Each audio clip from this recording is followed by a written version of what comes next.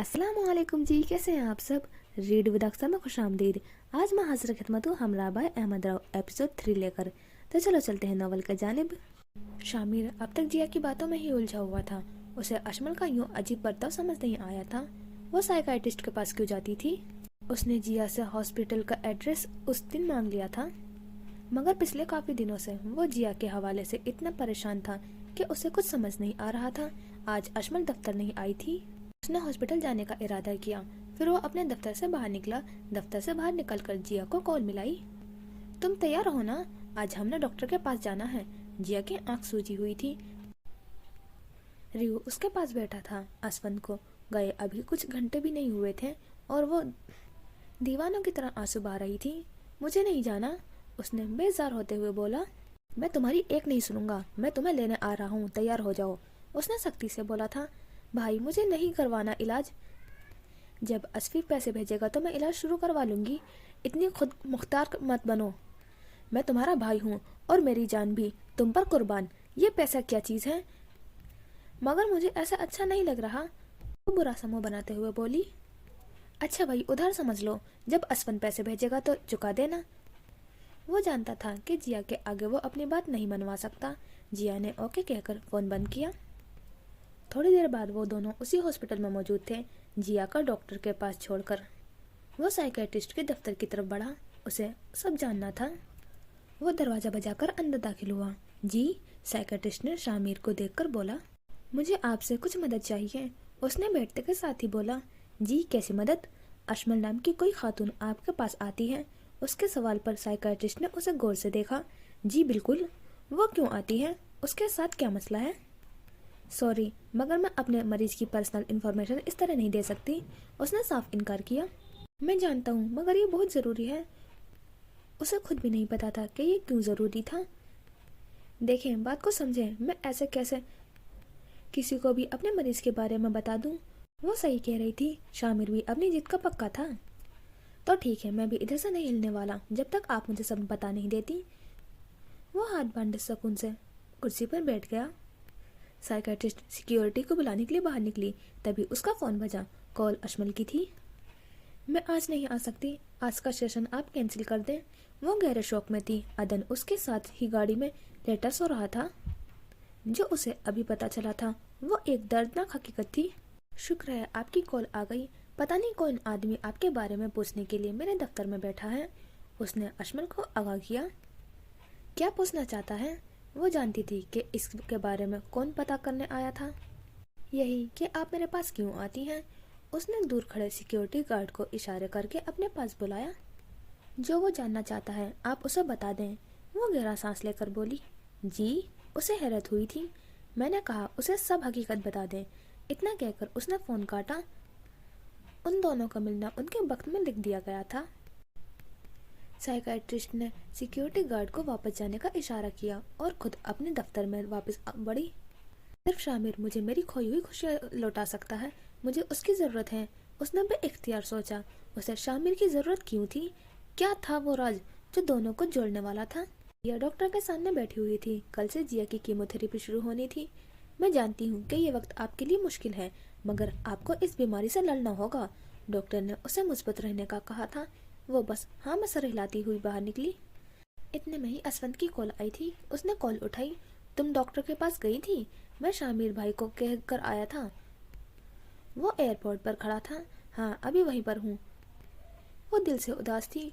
उस वक्त उसे कुछ अच्छा नहीं लग रहा था। मैं बस अभी पहुँचा हूँ, वो खुद से आगे की बात कर रहा था। अच्छा, वो बस इतना ही बोल पाई। जिया मैं, उसने लब खोले। प्लीज़ असफंत, मुझे कोई तसल्ली नहीं चाहिए। वो चिड़चिड़े होती जा रही थी। असफंत खामोश हो गया। जिया ने फ़ोन बंद कर दिया था।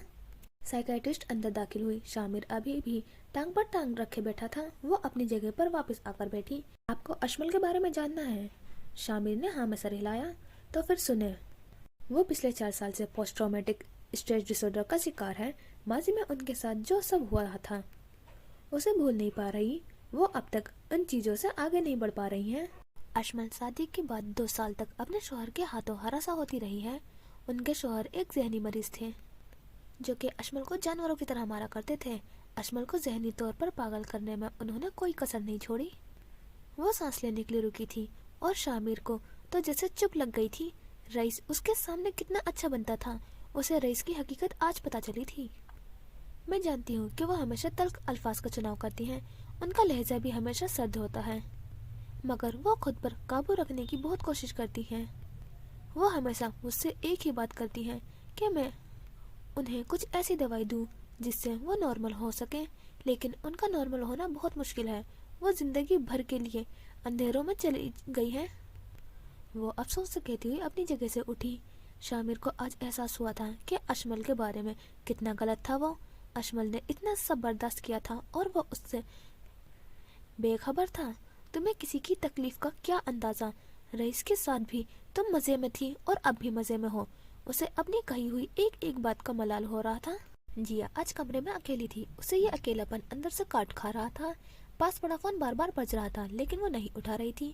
ریو یک دم بیڈ پر چھلانگ ماری، پھر چپکے سے آ کر جیا کے پاس بیٹھا. تھوڑی دیر بعد وہ جیا کے ساتھ پیار کرنے لگا. جیا ہلکا سا مسکرائی، پھر وہ ماضی میں گم ہو گئی. 4 اپریل کا دن تھا. موسم بہار شروع ہو چکا تھا. درختوں پر نئے پتوں اور پھولوں کی آمد ہو چکی تھی. پرندے تازہ دم ہوا میں چہچہا رہے تھے. ہر طرف خوشی کا عالم تھا. وہ ایک بڑے سے پارلر میں بیٹھی تھی. لال رنگ کا لہنگا پہنا ہوا تھا جس پر کورے اور ستاروں کا کام دور سے چمک رہا تھا. ماتھے پر گول بندیاں لگائی ہوئی تھی جس پر گولڈن رنگ کی مختلف موتی جڑے ہوئے تھے. ساتھ میچنگ کے بڑے بڑے بالیاں اور گلے میں چوکر ہار پہنا ہوا تھا. ہاتھوں پر مہندی کا رنگ خوب چڑھا تھا. وہ اپنے بازو میں چوڑیاں چڑھانے کے بعد ناک میں پہنے گول چوڑی جتنی نتھنی کو ٹھیک کر رہی تھی. میک اپ آرٹسٹ نے ساتھ والی کرسی پر پڑا اس کا دوپٹہ اٹھایا اور اس کے سر پر سیٹ کرنے لگی. چہرے پر دھیما دھیما میک اپ، آنکھوں میں گہرا کاجل اور ہونٹوں پر تیز سرخ رنگ کی لپسٹک. وہ ایک روایتی اور مشرقی دلہن لگ رہی تھی. گود میں رکھا اس کا فون بجا. اس نے ہلکی سی مسکراہٹ کے ساتھ شرماتے ہوئے فون اٹھایا. تم تیار ہو گئی؟ سوال بہت خوش دلی سے کیا گیا تھا. اگر میں بولوں گی ہاں تو تم کہو گے کہ اپنی تصویر بھیجو، اور میں اپنی تصویر نہیں بھیجنے والی. اس نے شرارتی سے لہجے میں بولا. اب ایسا کرو گی میرے ساتھ؟ وہ دکھ بھری آواز میں بولا. اسفی کے بچے کچھ گھنٹے انتظار کر لو. وہ ہلکا سا مسکرائی. اگر میرے بچے ہوتے تو وہ اپنی ماں کو دیکھنے کا انتظار کر لیتے، لیکن ان کا باپ اپنی دلہن کو دیکھنے کا انتظار نہیں کر سکتا. وہ بے حد معصوم لہجے میں بولا تھا. پارلر کے باہر کھڑا ہوں، جلدی آؤ. وہ اسے دیکھنے کے لیے بے تاب ہو رہا تھا. ماضی کی یاد گم ہوئی تھی. آنکھوں میں نمی اتری تھی. وہ دن اس کی زندگی میں خوشیوں کے ساتھ غم بھی لایا تھا. شامر جب سے گھر واپس آیا تھا وہ بس اشمل کے بارے میں ہی سوچ رہا تھا. پھر اس نے بنا سوچے اشمل کو کال ملائی. جی؟ اشمل نے کال اٹھاتے کے ساتھ ہی پوچھا. جی میں وہ تم. اسے خود سمجھ نہیں آ رہا تھا کہ اس نے کال کس لیے کی تھی. اشمل سب سمجھ گئی تھی. کیا ہم کل ڈنر پر مل سکتے ہیں؟ بالکل بھی نہیں. اس نے صاف انکار کیا. عدن کافی ضد کر رہا ہے. وہ آپ کے ساتھ کافی خوش رہتا ہے. اس نے عدن کا نام لیا تھا. عدن نے کب ضد کی؟ اشمل اس کے آپ کہنے پر حیران ہوئی. اوکے. اتنا کہہ کر اس نے فون بند کیا. کتنی عجیب لڑکی ہے، نہ کوئی خدا حافظ نہ کوئی شکریہ. وہ منہ بناتے ہوئے بولا. اسفند اپنے ایک کمرے کے فلیٹ میں بیٹھا ہوا تھا. یہ فلیٹ کمپنی کی طرف سے دیا گیا تھا. وہ جب سے یہاں آیا تھا اسی طرح گہری سوچ میں گم تھا. جیا اس کی کال نہیں اٹھا رہی تھی. آخر وہ اس کی بات کیوں نہیں سمجھ رہی تھی؟ پہلے تو کبھی جیا نے ایسا نہیں کیا. اس کے فلیٹ کا دروازہ کھڑکا تھا. اسفند نے دروازے کی طرف قدم بڑھائے. دروازے کی دوسری طرف ایک لڑکی کھڑی تھی. مغربی لباس پہنے، منہ پر بے تحاشا میک اپ کیا ہوا تھا. ایک ہاتھ میں پیزا کا ڈبہ پکڑا ہوا تھا. اسفند نے دروازہ کھولا. سامنے کسی غیر لڑکی کو دیکھ کر اس نے نگاہ نیچی کی. ہیلو. لڑکی نے مسکرا کر ہاتھ آگے بڑھایا. اسفند نے بنا کچھ کہے دروازہ بند کیا. ابھی وہ لوک لگانے لگا تھا کہ لڑکی نے ہلکا سا دروازہ کھولا اور 2 قدم اندر بڑھائے. آپ پاکستان سے ہیں نا؟ میں بھی پاکستانی ہوں. خود بخود بات کی جا رہی تھی. آپ کا یوں رات کے وقت میرے فلیٹ میں آنا مناسب نہیں ہے. مہربانی ہوگی اگر آپ یہاں سے چلی جائیں. اس نے بہت عزت سے بات کی تھی. یار اتنے تنگ ذہن کے مت بنو. آؤ پیزا کھاتے ہیں. اس نے آفر کی. دیکھیں میں بہت عزت سے پیش آ رہا ہوں. آپ کے ساتھ اس لیے بہتر ہے کہ آپ خود ہی یہاں سے چلی جائیں۔ وہ اس لڑکی کی طرف دیکھ بھی نہیں رہا تھا۔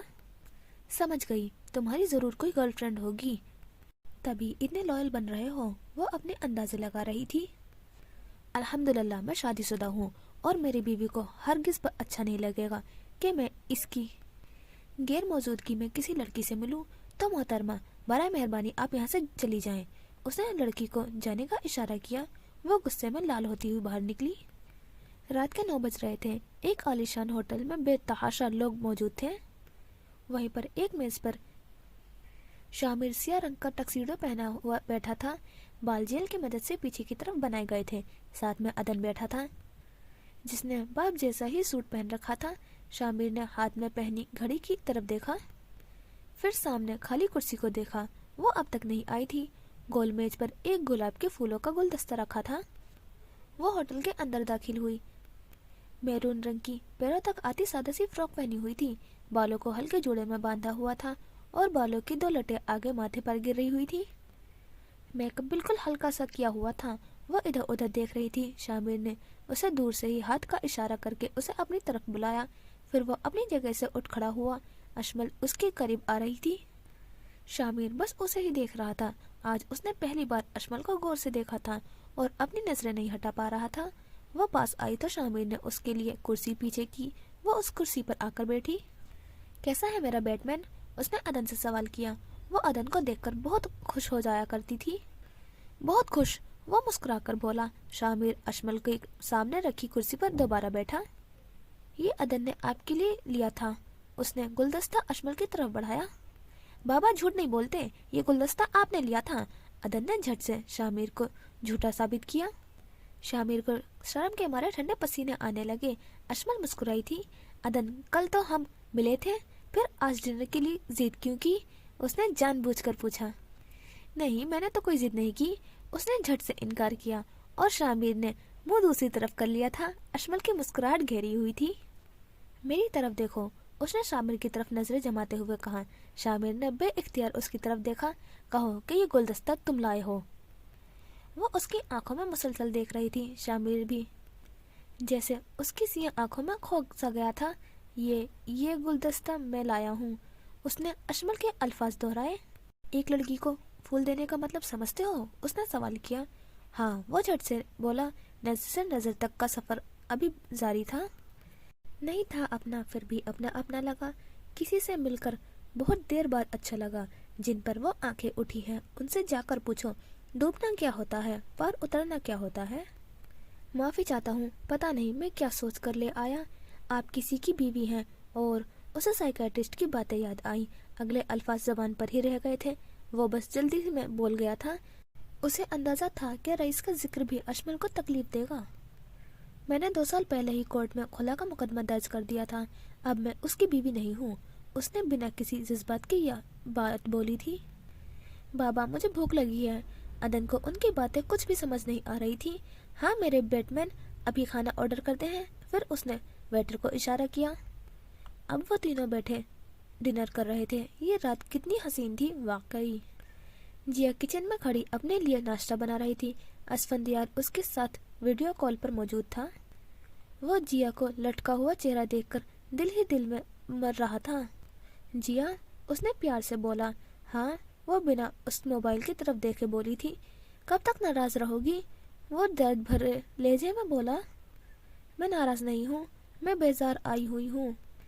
مجھے ہر چیز سے ایک عجیب سی الجھن ہو رہی ہے، پتہ نہیں کیوں۔ اس بیماری میں یہ سب نارمل تھا۔ جیا جانتی ہو ہم اتنے سال سے ایک ساتھ کیوں ہیں؟ کیونکہ ہم ہمیشہ ایک دوسرے کو سمجھتے ہیں، ایک دوسرے کے لیے سمجھوتا کرتے ہیں۔ ہم یہ جانتے ہیں کہ کچھ بھی ہو جائے، نہ جیا اسفند کو چھوڑے گی اور نہ اسفند جیا کو۔ یہ دوریاں واقفی ہیں مگر ہماری محبت دامی ہے۔ اس نے جیا کی آنکھوں میں دیکھ کر بولا۔ جانتی ہوں، ہمیں بچپن سے ہی ایک دوسرے کی عادت ہے اور یہ عادت اتنی آسانی سے نہیں چھوٹ سکتی۔ اس نے اسفند کو اپنی محبت پر شک نہیں تھا، یہ کچھ اور تھا۔ میرا بیٹا کیسا ہے؟ اس نے بات بدلی۔ دبئی جا کر تمہیں ریو بڑا یاد آ رہا ہے۔ پہلے تو تم اس سے منہ بھی نہیں لگاتے تھے۔ اس کا کچھ موڈ بہتر ہوا تھا۔ جیلس ہو رہا ہوں میں، اب تمہاری ساری توجہ اکیلا لے رہا ہے وہ معصوم سے لہجے میں بولا۔ جیا اس کی بات پر ہنس دی تھی، ناراضگی ختم ہو گئی تھی۔ حد ہے اسفی، جیا نے نفی میں سر ہلایا اور اتنے میں ریو شیلف پر چڑھا اور جیا کی طرف دیکھنے لگا۔ وہ جیا کی گود میں آنا چاہتا تھا، جیا نے اسے گود میں لیا۔ دیکھا دیکھا، مجھے چڑھانے آ گیا ہے یہ۔ اور جیا کی ہنسی نہیں رک رہی تھی، اسے دیکھ کر اسفندیار بھی مسکرا دیا۔ شامر دفتر کے لیے نکل رہا تھا، بینش بھی تیار ہو کر اپنے کمرے سے نکلی۔ رکو شامر، انہوں نے شامر کو آواز دی۔ شامر رکا۔ آپ نے کہیں جانا ہے؟ اس نے بینش کی تیاری دیکھ کر اندازہ لگایا۔ ہاں وہ، تم مجھے جیا کے گھر چھوڑ آؤ۔ آپ اور وہ بھی جیا کے گھر؟ وہ حیران ہوا تھا۔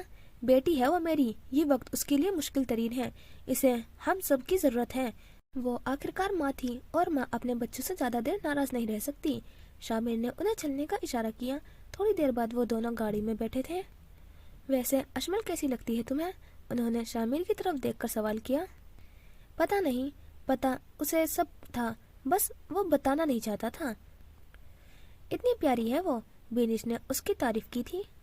آپ یہ بولیں کہ کتنی امیر ہے وہ جانتا تھا کہ بینش کو صرف اس کا پیسہ دکھائی دیا تھا۔ سوچو ذرا، تمہاری اور اگر اس کی شادی ہو جائے، عدن کو ماں مل جائے گی اور تمہیں پورا بزنس۔ وہ اسے جیسے لالچ دے رہی تھی۔ شامر نے نفی میں سر ہلایا۔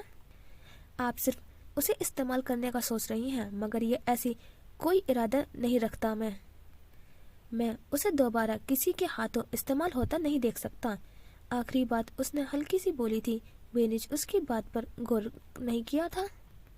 اسفند اپنے کمرے سے باہر نکل رہا تھا۔ اس نے سیاہ پینٹ پر نیلی ڈریس شرٹ پہنی ہوئی تھی۔ آج اس کا جاب کا پہلا دن تھا، اس لیے وہ تھوڑا گھبرایا ہوا تھا۔ وہ اپنے فلیٹ سے باہر نکلا اور راہداری میں چلنے لگا۔ ساتھ والے فلیٹ سے وہی لڑکی نکلی تھی۔ ہیلو ہیلو، وہ پیچھے سے بولی تھی۔ اسفند اس کی آواز پر نہیں رکا تھا۔ نہیں دیکھ رہی تمہاری بیوی؟ بات تو سن لو۔ وہ اس کے پیچھے پیچھے بھاگ رہی تھی۔ جی کیا کام ہے آپ کو؟ وہ ساد لہجے میں بولا تھا۔ ہائے، میرا نام دیبا ہے۔ وہ اس نے ہاتھ آگے بڑھایا تھا۔ اسفند پھر اسے نظر انداز کرتا ہوا آگے بڑھا۔ وہ لڑکی کچھ زیادہ ہی فری ہو رہی تھی۔ کب تک دور بھاگتے رہو گے مجھ سے؟ اس نے دل میں بولا تھا۔ بینش جیا کے گھر میں داخل ہوئی۔ وہ اس چھوٹے سے گھر کو دیکھ کر بہت حیران ہوئی تھی۔ آخر جیا یہاں گزارا کیسے کرتی ہوگی، اسے فکر ہوئی تھی۔ گھر کے اندر داخل ہوتے ہی سامنے صحن میں مریم بیٹھی تھی۔ مریم نے فوراً اٹھ کر بینش کو سلام کیا۔ وہ جیا کا کمرہ کدھر ہے؟ اس نے سیدھا سوال کیا۔ مریم نے اسے اپنے ساتھ چلنے کا اشارہ کیا، پھر جیا کے کمرے میں انہیں چھوڑ کر خود چائے پانی کا انتظام کرنے کچن کی طرف بھاگی۔ چھوٹا سا کمرہ جس میں صرف ایک بیڈ، نارمل سا صوفہ اور ڈریسنگ تھا۔ جیا کمرے میں داخل ہوئی۔ سامنے اپنی ماں کو دیکھ کر اس کا چہرہ کھل اٹھا تھا۔ وہ جلدی سے اپنی ماں کی طرف بھاگی، جھٹ سے انہیں گلے لگایا۔ آپ ادھر کیسے ہیں؟ وہ حیران ہوئی تھی۔ تم سے ملنے آئی ہوں۔ وہ بیڈ پر بیٹھی۔ آج تمہاری کیمو تھراپی ہے نا، میں تمہیں لے کر جاؤں گی، وہ پیار سے بولی تھی۔ اتنے عرصے بعد ان دونوں کی نارمل طریقے سے بات ہو رہی تھی۔ ٹھیک ہے، وہ بنا کوئی بحث کی تیار ہو گئی تھی۔ میں جانتی ہوں کہ تم اسفند کے جانے سے ڈر گئی ہو، وہ جیا کی آنکھوں میں خالی پن دیکھ کر بولی تھی۔ امی، اگر وہ بھی ابو کی طرح کبھی واپس نہ آیا، یہی وہ ڈر، وہ خوف تھا جو اسے اسفند کو باہر جانے کے لیے اجازت دینے سے روک رہا تھا۔ بینش خاموش ہو گئی تھی۔ ان کی ساری زندگی اپنے شوہر کے آنے کی امید میں گزر گئی تھی، مگر وہ کبھی واپس نہیں آیا۔ کیا ان کی بیٹی کی زندگی بھی ایسے ہی گزر جانے والی تھی؟ وہ آئے گا، ضرور آئے گا۔ انہوں نے جھٹ سے جیا کو گلے لگایا۔ آنکھیں تکلیف سے بھر گئی تھی۔ ضروری نہیں کہ جو سب میرے ساتھ ہوا تھا وہی تمہارے ساتھ بھی ہو، مگر امی، میرے دل میں ایک انجانا سا خوف ہے۔ میں نے آپ کو دیکھا ہے ابو کے لیے تڑپتے ہوئے، ان کے بغیر ساری زندگی گزار دی آپ نے۔ ابو تو بس مہینے کے شروع میں پیسے بھیج دیا کرتے تھے، انہوں نے ہماری خبر تک نہیں لی تھی، وہ نم آنکھوں سے بولی تھی۔ بینش آنکھیں بھی بھیگ چکی تھی۔ سب کو لگتا ہے کہ ہمارے ابو باہر رہتے ہیں، ڈالرز میں پیسے بھیجتے ہیں، ہماری زندگی تو عیش میں گزر رہی ہے۔ کوئی یہ کیوں نہیں سمجھتا کہ پیسہ اہم نہیں ہوتا، رشتے اہم ہوتے ہیں۔ وہ رشتوں کو اہمیت دینے والی لڑکی تھی۔ ہر کوئی تمہاری طرح دل سے نہیں سوچتا، وہ بھی کبھی جیا کی طرح سوچا کرتی تھی۔ چلو تیار ہو جاؤ، پھر ہاسپٹل کے لیے نکلنا ہے۔ انہوں نے بات بدلی۔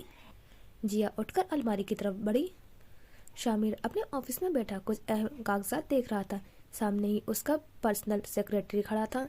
ये मिस अजमल खान के साइन करवा लेना इस पर। उसने फाइल सेक्रेटरी की तरफ बढ़ाई। सर वो तो आज नहीं आई, उसने शामिर को आगाह किया। मगर क्यों, वो हैरान हुआ था। सर वो केस जीत गई हैं, उनका और रईस का साहब का खुला का नोटिस कोर्ट ने दे दिया है।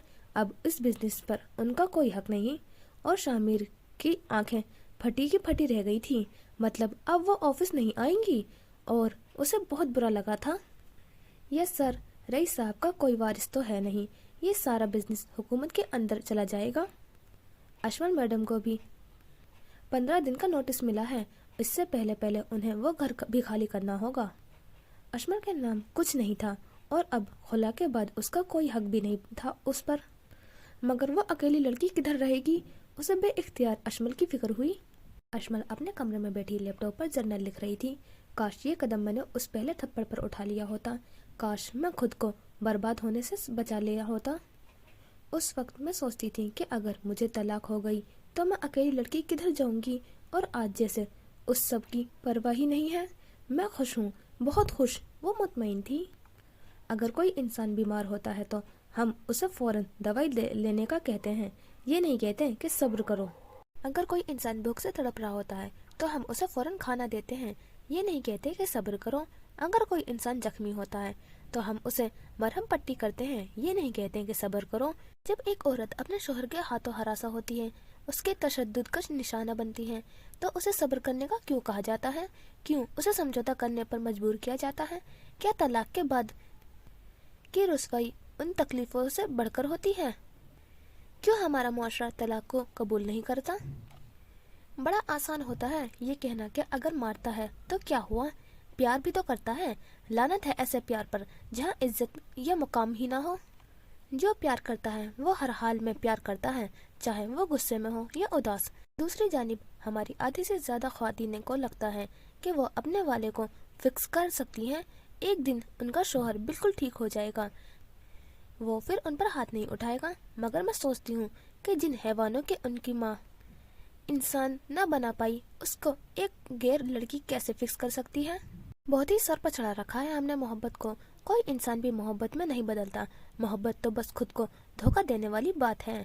वो लैपटॉप बंद करके काफी देर सोचती रही। उसकी इस रिश्ते से जान छूट गई थी, वो आजाद थी। शामिर ने जिया को कॉल मिलाई। वो अब उसे रोज कॉल किया करता था ताकि जिया को ये एहसास ना हो कि वो तन्हा है। तुम कल आ रही हो ना अदन की सालगिरह पर, उसने सवाल किया। दिल नहीं कर रहा, वो काफी बुझी बुझी मालूम होती थी। सर के बाल झड़ते जा रहे थे, रंग पीला जर्द होता गया था। जिस्मानी तौर पर भी वो काफी कमजोर लग रही थी, जैसे मैं तुम्हारे बगैर केक काट लूंगा। भाई मेरा दिल नहीं करता कुछ करने को। कैंसर में इंसान का उदास होना काफी नॉर्मल सी बात है। रात को 8 बजे तैयार रहना, मैं लेने आ जाऊंगा। उसने दो टोक बात की थी। जिया इनकार नहीं कर पाई। आपने अजमल को बुलाया? उसकी जरूरत ही नहीं पड़ी, अदन अपने दोस्त को पहले ही बुला चुका है। वो मुस्कुराया था। तो फिर अपने दिल की बात कब कर रहे हैं आप अजमल से? उसे तंग कर रही थी वो। कौन सी बात? ऐसा कुछ नहीं है, उसने इनकार किया। झूठ मत बोले भाई, उस दिन मुझे डॉक्टर के पास छोड़कर आप साइकियाट्रिस्ट के पास गए थे। मैं जानती हूँ आपको उसकी परवाह है, आपको उसके बारे में सोचते हैं। कुछ खास तो है ना उस लड़की में? उसने सोच समझ कर बोला। मुझे नहीं लगता कि मुझे उससे मोहब्बत है, वो इस बारे में भी उलझा हुआ था।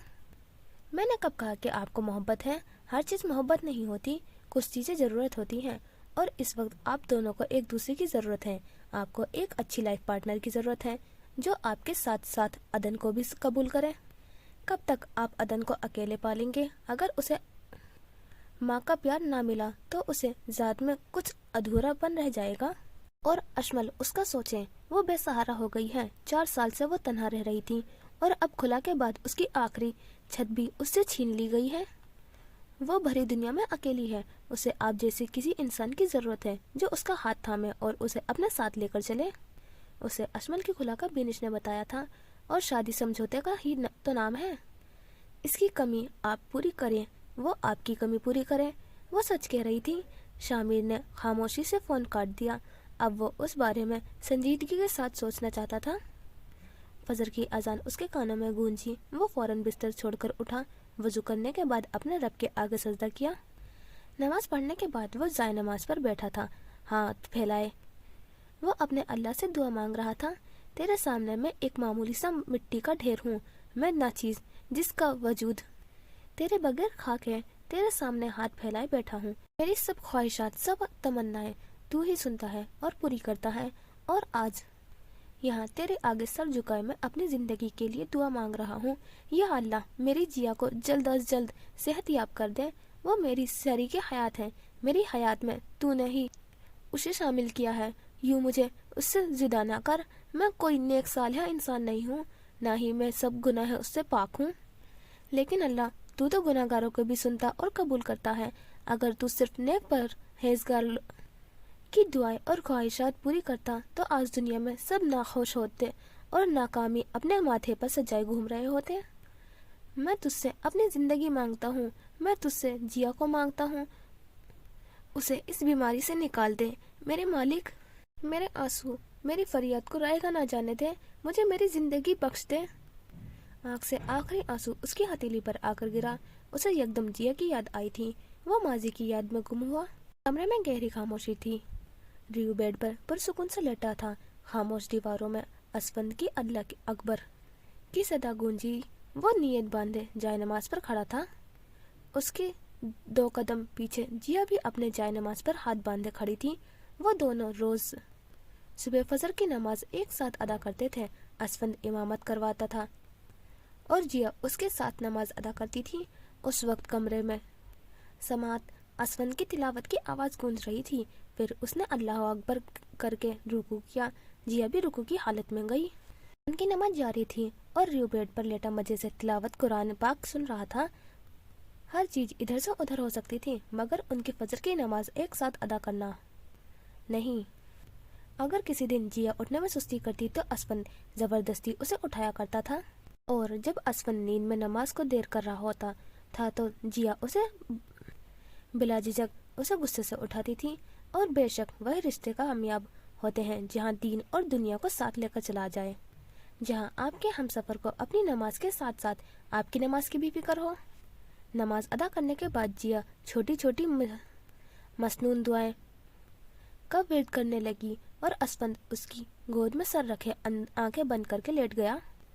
वह नरमी से उसके बालों में हाथ फेर रही थी और असफंद हमेशा की तरह उसकी गोद में सर रखे नींद में आगोश में जा चुका था। लॉन गुब्बारों से सजा हुआ था। बीच में बड़ा सा मेज था जिस पर केक रखा होता। बाहर का कोई मेहमान नहीं आया था, बस घर घर के लोग थे। जिया भी अभी 5 मिनट पहले पहुंची थी। उसने सफेद रंग का शलवार कमीज पहन रखा था, सर पर रंगीन चादर ले रखी थी, हाथ में असफंद की दी हुई सफेद चूड़ियां पहन रखी थी। मेकअप के नाम पर बस हल्की सी सुर्खी लगा रखी थी। शामिर ने सादा सादा सिया रंग का शलवार कमीज पहन रखा था। कमीज के बाजू कोहनियों तक फोल्ड हुए थे, बाल माथे पर बिखरे हुए थे। अदन ने बैटमैन का कॉस्ट्यूम पहन रखा था। जिया एक कोने में खड़ी असफंद के फोन पर वीडियो कॉल कर रही थी। ऐसे क्या देख रहे हो? वो जिया को बिना पलक झपके जा रहा था। क्यों नहीं देख सकता? पूरा पूरा हक है मेरा, वो जताते हुए बोला। देखो देखो और बताओ कैसी लग रही हूँ। वो मुस्कुरा रही थी। मेरे ख्वाबों की शहजादी लग रही हो, वो बड़े आराम से बोला। जिया ने रुखसार लाल हो गए थे। अच्छा बस बस, अब मैं जा रही हूँ, अम्मी बुला रही हैं। अभी ना जाओ छोड़ कर के दिल अभी भरा नहीं। असफंद ने अपना सुर लगाया था। उसकी आवाज़ वाकई अच्छी थी। ज़्यादा हीरो ना बना करो। वो मुसलसल मुस्कुरा रही थी। असफंद के साथ वो बिना बात के मुस्कुराया करती थी। फिर उसने झट से फ़ोन बंद किया और असफंद यार खामोशी से बैठ गया। अशमल अपने कमरे में खड़ी तैयार हो रही थी। आजकल उसका दिमाग 4 साल पहले के वाक़यात में उलझा हुआ था। रईस, मैं तुम्हारा कत्ल कर दूंगी। वो पहली बार रईस पर चिल्लाई थी। इस बार रईस ने अपनी हर हद पार कर दी थी। वो अशमल को कुर्सी में बांध रहा था। बहुत बोलने लगी हो तुम। उसने अशमल के मुंह पर जोर से टेप लगाई। उसकी आवाज़ बंद हो गई थी। वो चीखना चाहती थी मगर उसकी खामोश करवा दिया गया था। उसने अशमल को पीछे गाड़ी में धक्का दिया और खुद आगे आकर बैठा। थोड़ी देर बाद गाड़ी उसी वीरान सड़क पर आकर रुकी थी। तुम अपनी जिंदगी को अपने सामने मरता हुआ देखोगी, वो शैतानी सी मुस्कुराहट के साथ बोला। اشمل کا سانس رک گیا تھا. یہ لمحہ ماضی کی ہر تکلیف کے آگے بھاری تھا. وہ رو رہی تھی. وہ ہر بار رئیس کے ہاتھوں استعمال ہو جایا کرتی تھی. پھر رئیس گاڑی سے اترا اور اشمل کا سانس بند ہوا تھا. وہ حال میں واپس آئی. عدن ریو کے ساتھ کھیلنے میں مصروف تھا. وہ گھر کے اندر داخل ہوئی تھی. اس نے جامنی لمبی قمیض پہن رکھی تھی. گلے میں دوپٹہ لیا ہوا تھا. بال کھلے چھوڑے گئے تھے. عدن اسے دیکھ کر گیٹ کی طرف بھاگا. وہ اشمل کو دیکھ کر ہی خوش ہو جایا کرتا تھا. اشمل نے اپنی باہیں کھول دی تھی. عدن اس سے لپٹی کھڑا ہوا تھا. ہیپی برتھ ڈے بیٹ مین. اس نے عدن کے گال کو چوما تھا. میرا گفٹ. عدن کو بےتابی ہو رہی تھی گفٹ دیکھنے کی. یہ رہا آپ کا گفٹ. اس نے ہاتھ میں پکڑا گفٹ عدن کو دیا. تھوڑی دیر بعد عدن کھڑا کیک کاٹ رہا تھا. اس کی ایک طرف شامر کھڑا تھا اور دوسری طرف اشمل. جیا ریو کے ساتھ پاس ہی کھڑی تھی. سب خوش تھے. سب صحیح چل رہا تھا. کیک کاٹنے کے بعد جیا عدن اور ریو کو اندر لے کر چلی گئی تھی. عدن کے سونے کا وقت تھا اور ریو کے کھانے کا. بینش پہلے ہی اندر جا چکی تھی. اس وقت لون میں شامر اور اشمل اکیلے تھے. شامر نے قدم اشمل کی طرف بڑھائے. کیا ہم تھوڑی دیر بات کر سکتے ہیں؟ اس نے اجازت طلب کی. اشمل نے ہاں میں سر ہلایا.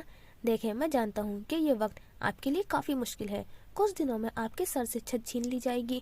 آپ اس تنہا دنیا میں کہاں جائیں گی؟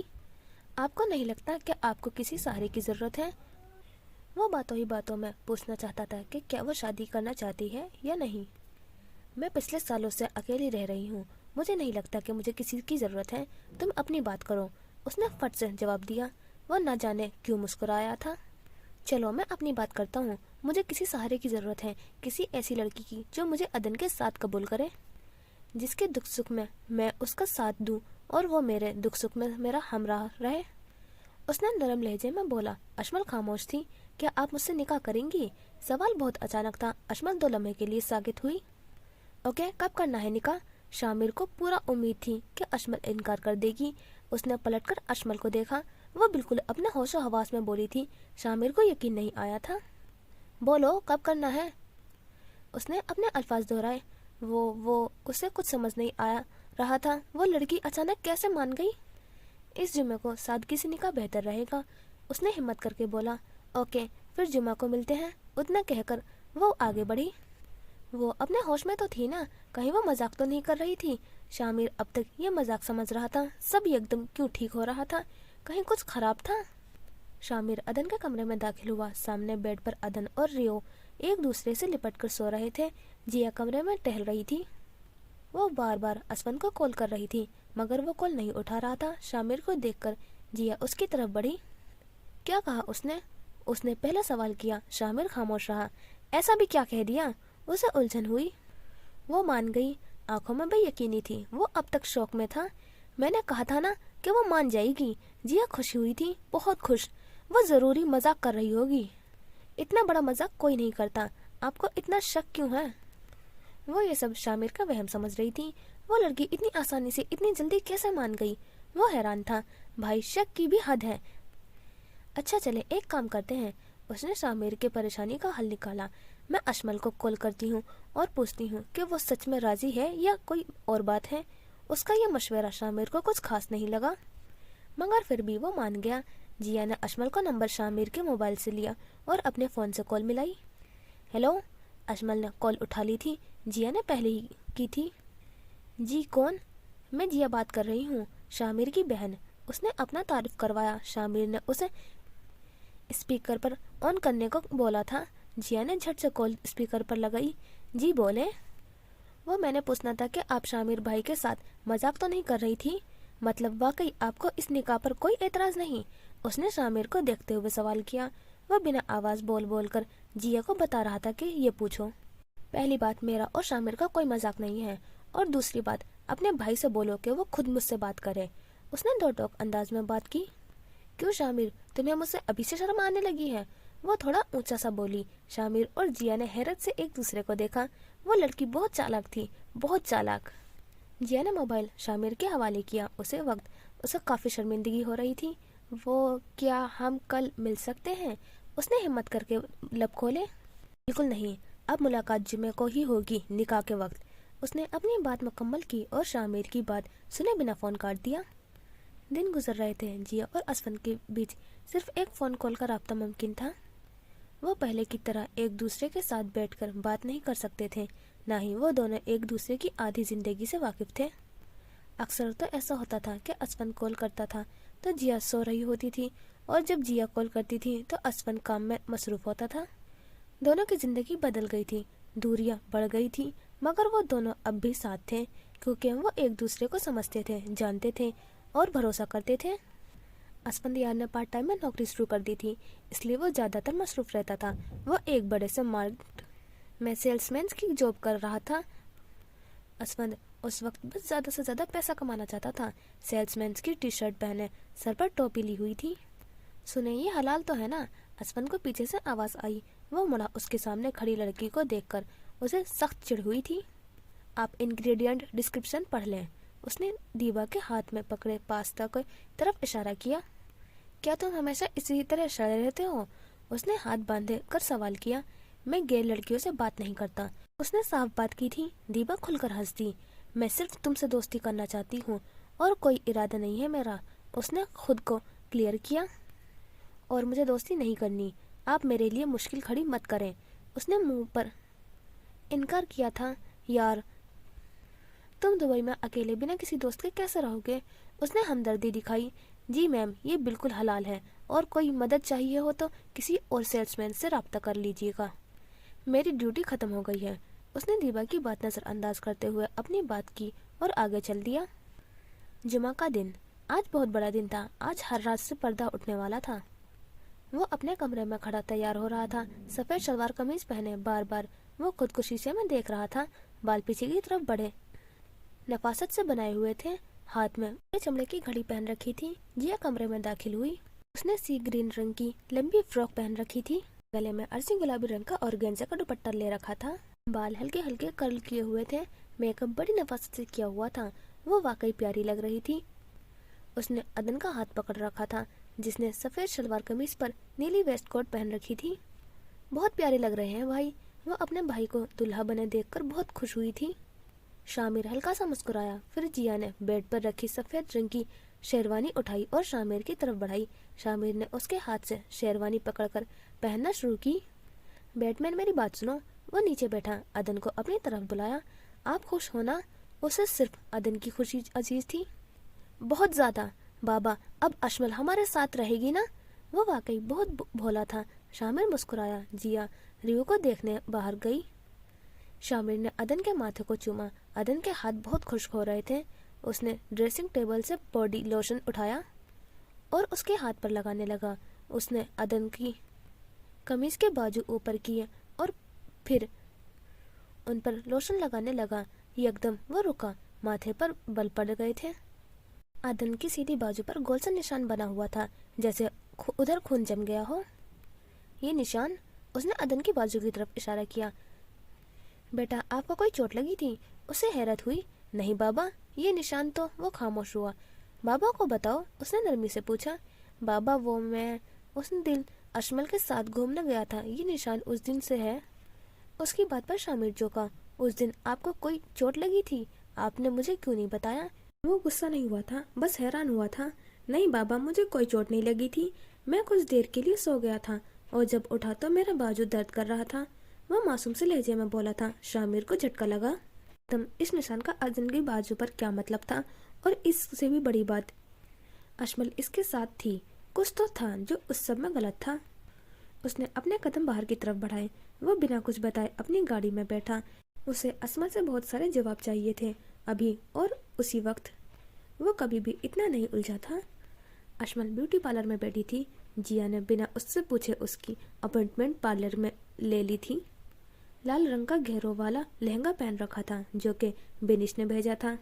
سر پر بھاری دوپٹہ بڑے سلیقے سے لیا ہوا تھا، ناک میں نتھلی اور ماتھے پر بندیاں لگائی ہوئی تھی۔ شیشے میں اپنا عکس دیکھ کر اسے اپنی پہلی شادی کا خیال آیا تھا۔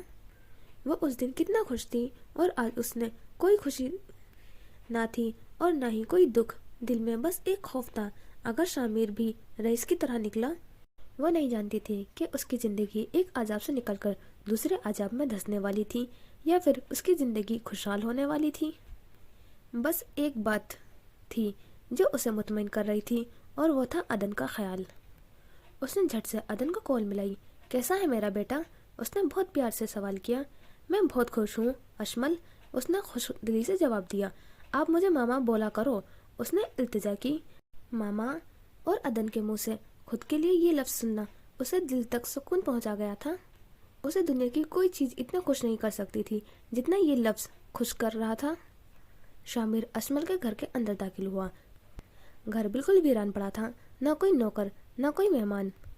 दरवाजे पर सिर्फ चौकीदार था जिसने उसे बताया था कि अशमल अभी तक पार्लर से वापस नहीं आई।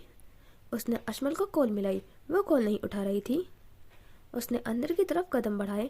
यकदम उसे कुछ अजीब सा महसूस हुआ, कुछ तजस्सुस था। वो बिना सोचे अशमल के कमरे की तरफ बढ़ा। पता नहीं क्यों उसे लग रहा था कि अशमल बहुत कुछ जानती है जो उसे पोशीदा था। वो कमरे में दाखिल हुआ। कमरे में अंधेरा था। उसने लाइट ऑन की। हर चीज़ अपनी जगह पर सलीकेमंदी से रखी हुई थी। उसने कमरे में हर चीज़ का मुआयना किया।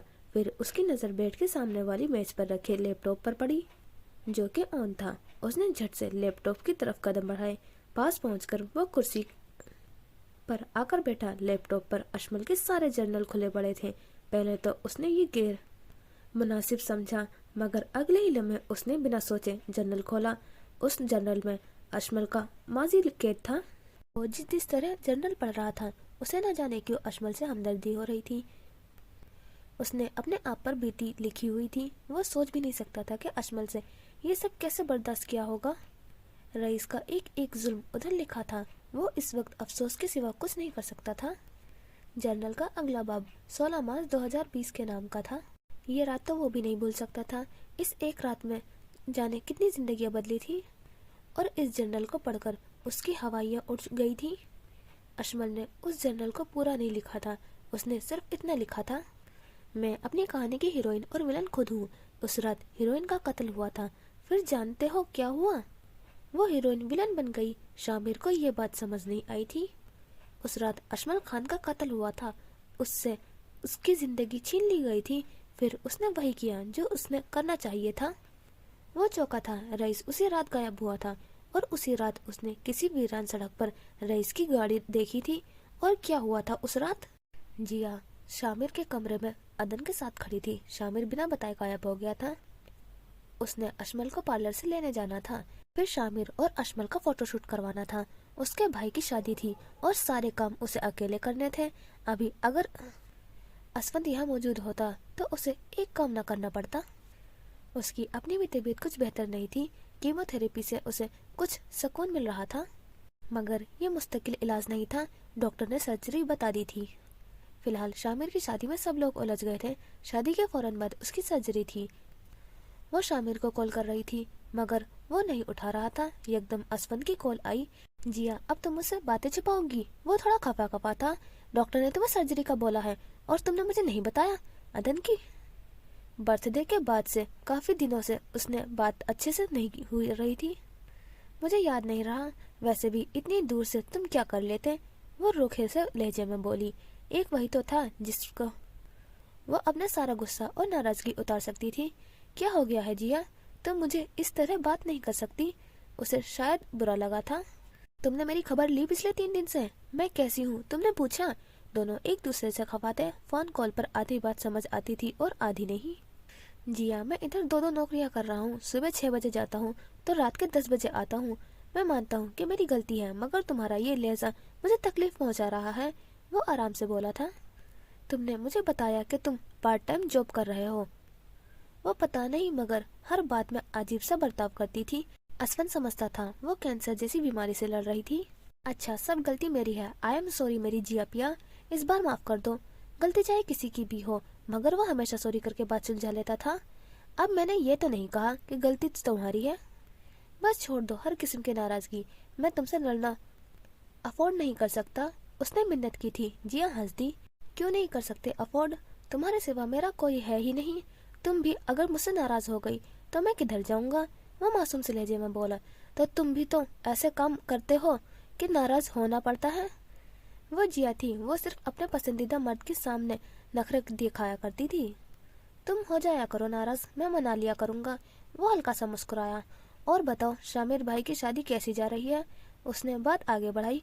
अभी तो दूल्हा साहब गायब हैं, लगता है अपनी दुल्हन के साथ प्यार भरी बातें कर रहे हैं। वो हंसी थी।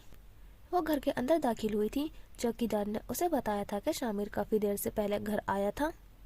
वो ये सुनते ही अंदर की तरफ तेज कदमों के साथ बढ़ने लगी। ड्राइंग रूम खाली था। उसे समझ नहीं आई थी कि शामिर किधर गया। फिर उसने अपने कमरे की तरफ कदम बढ़ाए। वो दोनों हाथों से लहंगा उठाए ऊपर की तरफ बढ़ रही थी।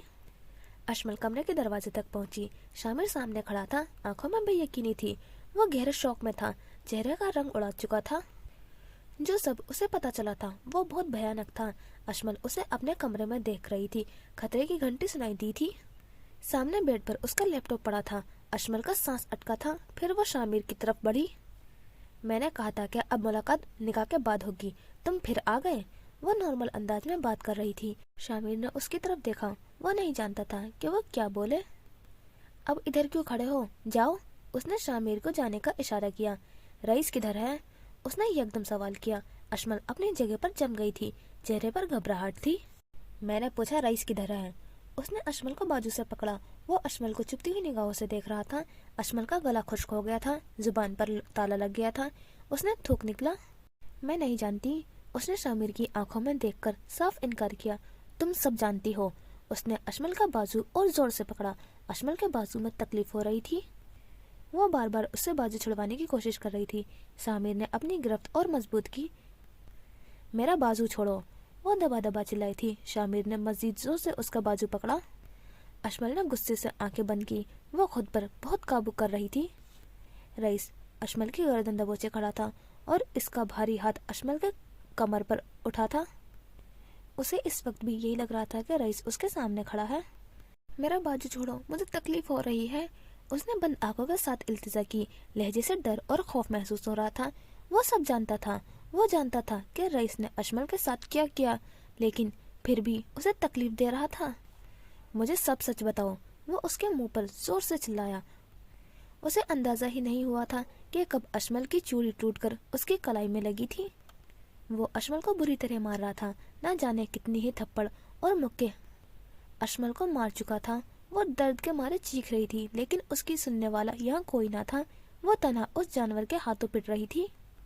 अशमल ने गहरा सांस लिया और अगले ही लम्हे उसने उल्टे हाथ का घुमाकर जन्नाटेदार थप्पड़ शामिर के मुंह पर मारा था।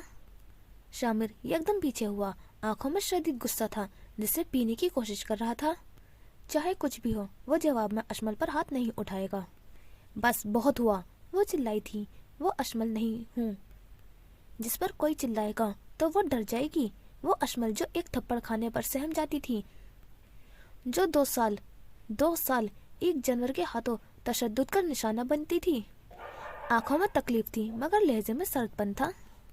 वो अशमल 4 साल पहले मर गई थी, जिसके साथ जबरदस्ती करो तो वो खामोश हो जाया करती थी। मैंने उस अशमल को अपने हाथों से दफन किया है। मैं वो अशमल नहीं हूँ। वो किसी शेरनी की तरह दहाड़ी थी। सर पर जुनून तारी हो गया था। शामिर ने एक गहरा सांस लेकर खुद को नॉर्मल किया। वो गुस्सा नहीं करना चाहता था। देखो अशमल, मैं माफ़ी चाहता हूँ, मुझे खुद पर काबू रखना चाहिए था। उसने अशमल को ठंडा करने की कोशिश की। लेकिन अब हम एक रिश्ते में बनने जा रहे हैं, हमें एक दूसरे के बारे में सब पता होना चाहिए। वो बात गलत नहीं कर रहा था, बस ये वक्त गलत था। क्यों? साइकियाट्रिस्ट ने तुम्हें मेरे बारे में सब नहीं बताया था? क्या तुम नहीं जानते थे कि रईस मेरे साथ क्या कुछ करता था? उसने सवालिया नजरों से शामिर को देखा। शामिर को एक और शौक लगा था। अशमल साइकियाट्रिस्ट वाली बात कैसे जानती थी? जरूर साइकियाट्रिस्ट ने बताया होगा। तुम्हें क्या लगा था कि साइकियाट्रिस्ट ने तुम्हारी दहशत की वजह से सब मेरे बारे में बताया था? वो मैं थी जिसने उससे कहा था कि सब बताने को। उसने शामिर की एक और बम फोड़ा था। तुम्हें लग रहा था सब तुम्हारी मर्जी से हो रहा है। बहुत भोले हो तुम, उसने तंज किया। और मेरी एक बात याद रखना शामिर अली खान, आइंदा मुझे हाथ लगाने की कोशिश भी की तो तुम्हारा वही हाल करूंगी जो रईस का किया था। वो गुर रही थी। अशमल इस वक्त कुछ नहीं सोच रही थी, वो बस बोलती जा रही थी। और वही मैं जानना चाहता हूँ कि क्या हाल किया था तुमने रईस के साथ। वो फिर उसी मौजू पर आ गए थे जहाँ से उनकी बहस शुरू हुई थी। अशमल एक लम्हे के लिए खामोश हुई। अशमल, जवाब दो मुझे। अब के उसने अशमल को हाथ नहीं लगाया था। क्या हुआ था 16 मार्च की रात? وہ چلانا نہیں چاہتا تھا مگر اس کی آواز پورے کمرے میں گونج رہی تھی۔ اشمل کو تو جیسے چپ لگ گئی تھی۔ آخر کیا ہوا تھا 4 سال پہلے؟ اشمل، مجھے جواب چاہیے۔ اس کی بس ہو گئی تھی۔ کیا کیا تھا تم نے رئیس کے ساتھ؟ وہ اشمل کو خاموش دیکھ کر دوبارہ دبا دبا چلایا تھا۔ میں نے وہی کیا جو مجھے کرنا چاہیے تھا، وہ اپنے دفاع میں بولی۔ شامر نے اس کی طرف دیکھا، اس کی آنکھوں میں کوئی پچھتاوا نہیں تھا۔ آخر ایسا کیا کیا تھا تم نے؟ اس کے صبر کا پیمانہ لبریز ہو گیا تھا۔ اس نے مجھ سے میری زندگی چھینی تھی تو میں نے بھی اس سے اس کی زندگی چھین لی۔ آنکھوں میں جنون اور غصہ تھا۔ شامر کا منہ کھلا کا کھلا رہ گیا تھا۔ رئیس کبھی غائب ہوا ہی نہیں تھا۔ میں نے اس قتل کیا تھا۔ وہ شامر کی آنکھوں میں آنکھیں ڈال کر قبول کر گئی تھی۔ شامر نے اپنے جسم سے جان نکلتی محسوس کی تھی۔ اس کے ہونے والی بیوی قاتلہ تھی۔ 4 سال پہلے 16 مارچ 2020 رات کے 1 بج رہے تھے۔ وہ اسی طرح رسیوں میں بندھی ہوئی تھی۔ سڑک پر چند کتے بھونک رہے تھے۔ اشمل کے سامنے اس کا سب کچھ لٹ گیا تھا۔ اس کی آخری امید اسے چھین لی گئی تھی۔ جو سب اس کے سامنے ہوا تھا، اس کے بعد وہ زندہ رہنے کا تصور بھی نہیں کر سکتی تھی۔ اس لمحے اسے لگا تھا کہ وہ مر گئی ہے، اور وہ واقعی مر گئی تھی۔ وہ اشمل جس کے چہرے پر بھولا پن تھا، وہ اشمل جو ہمیشہ رئیس کا معاف کر دیا کرتی تھی، جو سمجھتی تھی کہ رئیس ایک دن ٹھیک ہو جائے گا، وہ اشمل جو خود پر ہوئے ہر ظلم کو اپنا نصیب سمجھ کر قبول کر لیتی تھی، وہ اشمل مر چکی تھی۔ یہاں گاڑی میں ایک زندہ لاش بیٹھی تھی جسے کسی بھی قسم کی جذبات محسوس نہیں ہو رہے تھے۔ وہ بس ایک چیز محسوس کر رہی تھی، اور وہ تھی انتقام کی آگ۔ اگلے ہی لمحے وہ گاڑی میں آ کر بیٹھا۔ اس کے چہرے پر کمینی سی مسکراہٹ تھی۔ وہ پاگلوں کی طرح ہنس رہا تھا۔ آج تو مزہ ہی آ گیا۔ وہ اشمل کی بے بس آنکھوں کو دیکھ رہا تھا۔ رئیس اس وقت نشے میں دھت تھا۔ تمہارے سامنے تمہارے سب سے قیمتی چیز چلی گئی تھی۔ کتنا مزہ آیا یہ سب دیکھ کر۔ اس نے گاڑی میں لگے کیمرے کی طرف اشارہ کیا۔ وہ اس کیمرے سے اشمل کو دیکھ رہا تھا، اسے پل پل کا تڑپتا دیکھ رہا تھا، اور اسے یوں دیکھ کر اسے سکون مل رہا تھا۔ اشمل کی آنکھیں خشک ہو چکی تھی، چہرے پر کسی بھی قسم کے جذبات نہیں تھے۔ رئیس نے گاڑی اسٹارٹ کی اور اسے آگے کی طرف بھگا کر لے جانے لگا۔ دیر بعد وہ گھر کے باہر آ کر رکی۔ اس نے اشمل کو بالوں سے گھسیٹا اور گھر کے اندر لایا۔ اب وہ دونوں گھر کے لون میں موجود تھے۔ اس نے اشمل کو زمین پر لا کر چھوڑا، پھر اشمل کے منہ سے ٹیپ ہٹائی۔ کیسا محسوس کر رہی ہو؟ اس نے اشمل پر طنز کرتے ہوئے پوچھا۔ وہ خاموش تھی۔ اس کی خاموشی رئیس کو الجھا رہی تھی۔ آخر آج وہ رو کیوں نہیں رہی تھی؟ اس کی یہ چبھتی آنکھیں رئیس کو کاٹ کھانے کے لیے کافی تھی۔ اس نے اشمل کی رسیاں کھولی۔ وہ نہیں جانتا تھا کہ یہ اس سے سب سے بڑی بھول تھی۔ اس نے اپنے ہاتھوں ہی اپنی موت کو دعوت دی تھی۔ پھر رئیس پاس رکھی کرسی پر بیٹھا۔ اشمل اب تک اسے دیکھ رہی تھی۔ ایسے کیا دیکھ رہی ہو؟ اسے اشمل سے خوف محسوس ہوا تھا۔ نشے میں دھت ہونے کی وجہ سے اسے کچھ سمجھ نہیں آ رہی تھی۔ دماغ نے جیسے کام کرنا بند کر دیا تھا۔ اشمل نے ارد گرد نظریں گھمائی۔ کیارے میں بڑی سی درانچی پڑی تھی۔ اشمل نے ایک لمحہ ضائع کیے بنا کیاری کی طرف ریگنا شروع کیا۔ رئیس اپنی دھن میں آنکھیں بند کیے کرسی سے ٹیک لگائے بیٹھا تھا۔ اس میں اس وقت اپنی جگہ سے اٹھنے کی ہمت بھی نہیں تھی۔ وہ اس وقت کمزور تھا۔ اشمل نے درانچی اٹھائی اور زمین کا سہارا لے کر اٹھی۔ وہ چھوٹے چھوٹے قدم اٹھاتی ہوئی رئیس کی طرف بڑھ رہی تھی۔ میں پاگل ہوں، وہ سوئمنگ پول میں کھڑی بول رہی تھی۔ آنکھوں میں پاگل پن اترا تھا۔ رئیس نے اس کے بازو پر گرم گرم استری رکھ دی تھی۔ وہ جل رہی تھی اور رئیس اسے تڑپتا دیکھ کر ہنس رہا تھا۔ قدم اور تیز ہو گئے تھے۔ وہ نشے میں مدہوش بیڈ پر لیٹا ہوا تھا، اشمل سے اپنی حواس مٹا رہا تھا۔ اس کے ہاتھ پاؤں بندھے ہوئے تھے اور وہ بے بس سی یہ سب دیکھ رہی تھی۔ اس نے دراچی ہوا میں لہرائی۔ وہ اسے رسیوں میں باندھ کر گاڑی میں چھوڑا آیا تھا۔ اس کے سامنے اس کی جان نکلی تھی۔ وہ زندہ ہو کر بھی مر گئی تھی۔ اشمل مر گئی تھی۔ اس نے اپنی پوری قوت سے دراچی سیدھا رئیس کی گردن پر چلائی۔ دراچی سیدھا سامنے رئیس کے حلق پر جا کر لگی تھی۔ ایک لمحہ، صرف ایک لمحہ رئیس کو چیخنے تک کا موقع بھی نہیں ملا تھا۔ اس کی یکدم آنکھیں کھلی۔ وہ بے بسی سے اشمل کو دیکھ رہا تھا۔ اس کے منہ پر رئیس کے خون کے چھینٹے تھی۔ اس نے چلانا چاہا مگر اس کی آواز بند ہو گئی تھی۔ گردن سے خون ابل ابل کر گر رہا تھا۔ اس نے سب سے نازک جگہ پر وار کیا تھا۔ رئیس کا بچنا ناممکن تھا۔ وہ تڑپ رہا تھا۔ आंखों से आंसू निकल रहे थे। वो ये सोच भी नहीं सकता था कि अशमल उसके साथ ये सब कर सकती है। दूसरी तरफ अशमल उसे आंखें फाड़ फाड़ कर देख रही थी। वो कसाई की बेटी थी। उसने रईस को किसी जानवर की तरह हलाल किया था। थोड़ी ही देर बाद रईस का जिस्म ठंडा पड़ गया था, सांस रुक चुका था। बस एक लम्हे में उसे इसके सारे गुनाहों की सजा मिल गई थी। उसने रईस को कुर्सी से उठाकर नीचे घास पर लिटाया। घास उसके खून से लाल हो गई थी। वो जुनून में पागल औरत अब दरांती से जमीन खोद रही थी। उसे रईस को कहीं छुपाना था, वरना उसकी मौत का शक सीधा उसी पर जाता। 2 घंटे मुसलसल खोदने के बाद एक बहुत गहरी कब्र खोदी चुकी थी। उसने रईस को घसीटा। वो काफी भारी था। अशमल को लगा था कि उसके बाजू अलग हो जाएंगे, लेकिन उस वक्त उसे हिम्मत करनी थी और वो अपनी मदद आप के तहत रईस को कब्र में लेटा चुकी थी। उसने दरांची भी रईस के साथ दफन कर दी थी। फिर उसने रईस पर मिट्टी डाली। जगह बराबर करने के लिए उसने बची हुई मिट्टी सारे लॉन में फैला दी थी।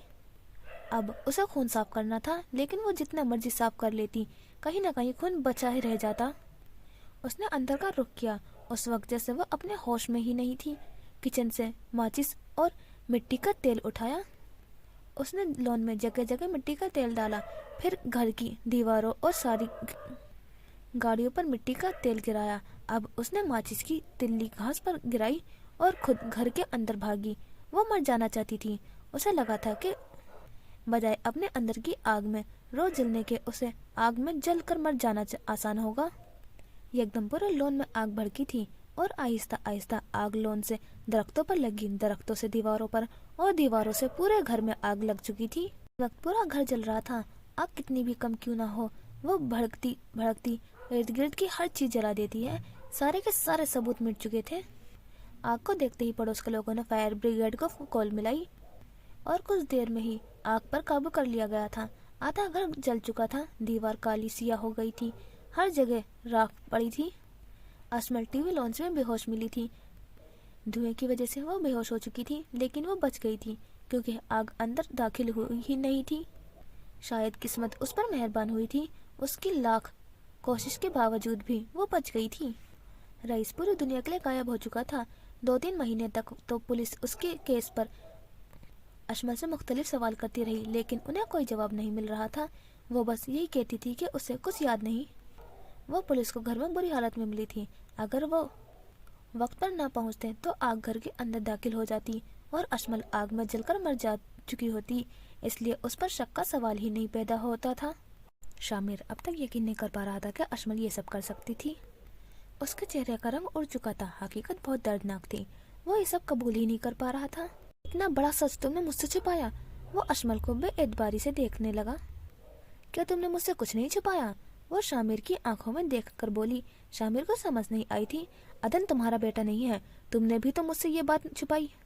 वो जताते हुए बोली। शामिर को पता था कि उसकी माँ कभी भी ये राज राज नहीं रहने देगी। बात को मत घुमाओ। तुम एक कातिल हो और ये हकीकत कभी नहीं बदलेगी। वो सर्द लहजे में बोला। मैंने जो किया मुझे उसका कोई मलाल नहीं। और तुम क्या जानो मैंने कितनी अजियत उठाई है?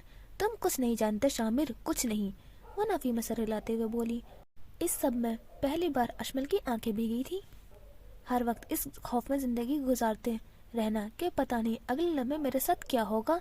न जाने आज वो मुझे किस तरह मारेगा, आज किस बात पर उसे गुस्सा आएगा, आज वो मेरी जात किस तरह तजलील करेगा, आज वो मुझे किस तरह जहनी अजियत देगा। आज वो बोलते बोलते रुकी। तुम कुछ नहीं जानते। मुझे मोहब्बत में धोखा मिला था। मैं रोज उस शख्स के हाथों मरती थी और तुम कहते हो मैं कातिला हूँ?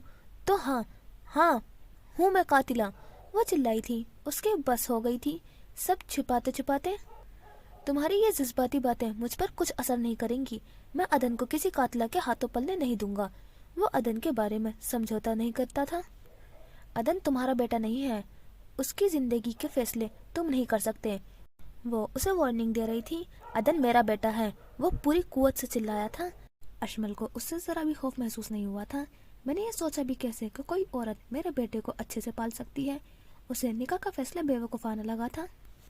हाँ, कोई और औरत अदन को नहीं पाल सकती, लेकिन अब जो वो बोलने जा रही थी वो शामिर के कदमों के नीचे से जमीन निकालने के लिए काफी था। उसकी माँ उसको अच्छे से पाल सकती है, अदन मेरा बेटा है, वो पुरएतमाद होकर बोली थी। और शामिर के कदम लड़खड़ाए थे। ये अल्फाज उस पर किसी पहाड़ की तरह टूटे थे। वो नफी में सर हिला रहा था। शामिर को लगा था कि वो इस लम्हे जिंदा नहीं रह पाएगा, और वो वाकई नहीं रह पाया था। ये झूठ है, वो खुद को यकीन दिलाने की बोल रहा था। यही सच है, अदन मेरा और रईस का बेटा है। उसकी आंखें सच कह रही थी। ये पहला सच था जो शामिर को बुरा लगा था। 16 मार्च 2020 वो अशमल को रस्सियों के बांध कर वापस आगे आया। अगली सीट पर वो नन्ही सी जान लेटी थी। रईस ने उसे गोद में उठाया। अशमल चिल्लाना चाहती थी, वो दबा दबा चिल्ला भी रही थी, मगर हर बार की तरह उसके चुप करवा दिया गया था। वह अपने सामने अपने बेटे को मरता कैसे देख सकती थी? उसने अब तक एक बार भी अपने बेटे को नहीं देखा था। उसकी ममता का इम्तिहान लिया जा रहा था। मैंने तुमसे कहा था कि मुझे कोई औलाद नहीं चाहिए, वो अशमल की तरफ देखकर बोला था। अशमल बेआवाज रो रही थी। वो उस शख्स के हाथों सारी जिंदगी चुप करके हर बार हरासा हो सकती थी, मगर अब बात उसकी औलाद की थी। कहा था ना मैंने कि लंदन से वापस आने से पहले बच्चा गिरा देना, मगर तुम ऐसा नहीं कर पाई। वो गुस्से में उसे देखकर बोला, कोई बात नहीं, तुम ना सही तो मैं तो ऐसा कर सकता हूँ। वो सामने देख रही थी। उसने अशमल को सड़क की तरफ इशारा किया। वहाँ 2 जंगली कुत्ते लेटे थे। अपने बेटे को उन जंगली कुत्तों का शिकार होता देखना तुम्हें कितनी तकलीफ देगा, मुझे तो सोच सोच कर ही खुशी हो रही है। अशमल ने नफी में सर हिलाया और रईस उसकी बेबसी पर हंसा था। अगले ही लम्हे उसने उस नन्ही सी जान को सड़क के किनारे पड़े कूड़े के ढेर पर फेंका। पास वो दोनों कुत्ते सो रहे थे। रईस वहां से दूर कदम बढ़ाने लगा। वो गाड़ी में लगे कैमरे की मदद से अशमल को देख रहा था। उसकी दबी दबी चीखें उसे राहत दे रही थी। फिर वो उस मंजिल से गायब हुआ। कुछ देर बाद वो अपनी बाइक पर बैठा वो यहाँ से गुजर रहा था। वो लम्हे भर के लिए उधर रुका। शामिर ने सामने खड़ी गाड़ी को देखा। ये गाड़ी तो रईस की थी। उसे थोड़ी हैरत हुई। फिर वो गाड़ी की तरफ बढ़ा। उसने हेलमेट नीचे नहीं उतारा था। अंदर ड्राइविंग सीट पर कोई नहीं था। अभी वो पिछली सीट पर देखने ही लगा था कि पास से उसे किसी बच्चे के रोने की आवाज आने लगी। वो हैरान हुआ। जब उसने आवाज का ताकुब किया तो वो आवाज कूड़े के ढेर से आ रही थी। पास लेटे जंगली कुत्ते जाग चुके थे। वो बच्चे की तरफ बढ़ रहे थे कि शामिर ने पत्थर उठाकर उन्हें मारा। अशमल ये सब मंजर बैठे कर देख रही थी। कुछ लम्हों बाद उसने उस आदमी को अपने बच्चे को ले जाते हुए देखा। उसने अपनी जान के टुकड़े को देखना भी नहीं था और उससे उसे जुदा कर लिया गया था। वो वाकई उस लम्हे मर गई थी। मैं तुम्हारी किसी बात का यकीन नहीं करता, तुम झूठी हो। वो सच मानने को तैयार ही नहीं था। 16 मार्च 2020 की रात 12 बजे तुम अदन को एक सड़क पर लगे कूड़े के ढेर से उठाकर लाए थे। वो बिना सांस लिए एक पल में बोली। वो जितना पुर उम्मीद होकर बोली थी। शामिर एक लम्हे के चुप हुआ। ये सब तुम्हें अम्मी ने बताया होगा, तुम झूठ बोल रही हो। वो ये सच नहीं मान सकता था। तुमने सड़क पर खड़ी एक गाड़ी के अंदर झांका था। तुम जानते थे कि वह गाड़ी रईस की थी। उसने बिना कोई लम्हे बर्बाद किए अगला सबूत पेश किया। ये बात तो बेनिस को भी नहीं पता थी। मैं फिर भी तुम्हारी बात का यकीन नहीं करूंगा। वो अपनी बात पर कायम था। अशमल बिना कोई जवाब दिए अलमारी की तरफ बढ़ी। फिर अलमारी से एक फाइल निकाली। ये पढ़ो। उसने फाइल शामिर की तरफ बढ़ाई। शामिर न चाहते हुए भी फाइल खोली। इस डीएनए रिपोर्ट को तुम नहीं झुटला सकते। उस दिन अदन को वो हॉस्पिटल लेकर गई थी। डीएनए ने उसका शक यकीन में बदल दिया था। वो वाकई उसका बेटा था। डीएनए से बढ़कर कोई सबूत वो पेश नहीं कर सकती थी। अदन मेरा बेटा है, तुम इस हकीकत को नहीं झुटला सकते। वो सच कह रही थी। शामिर को रिपोर्ट पढ़ने के बाद खामोश हो गया था। पल भर में उसका सारा भरम टूट चुका था।